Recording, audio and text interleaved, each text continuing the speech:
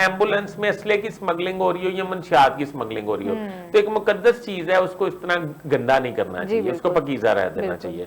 अगर किसी मरीज को कोई रोक लेगा तो फिर बहुत ज्यादा है। तो इन्होंने सफारतकारी के जरिए ये धोखा देने हैं, अदरवाइज कोई मसला नहीं।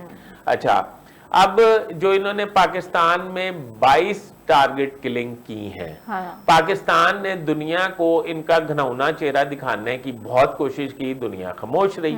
जब खामोश रही तो अब पाकिस्तान तो खामोश है, और जिनके घरों तक आग पहुंच गई है, अमेरिका, कनाडा, तो अब वो चीख रहे हैं। हाँ जी, ऐसे ही है। अब आपका ये ख्याल है कि अगर एक एक कत्ल हुआ, पाकिस्तान में 22 कत्ल हुए, ठीक है ना। अब आपके ब्रेक पे तो नहीं जाना? नहीं, अभी नहीं। अच्छा, 22 कत्ल हुए। अब उनका ये ख्याल है कि पाकिस्तान जो है, पाकिस्तान आप देख रहा है कि इनको बड़ी देर से आई, वो क्या कहते हैं, बड़ी देर कर दी आपने, मेहरबाते आते। हाँ, अब मैं ये समझता हूँ, आप लोग ये समझ रहे थे प्रोग्राम शुरू होने से पहले कि अब तो बहुत बड़ा मसला हो जाएगा।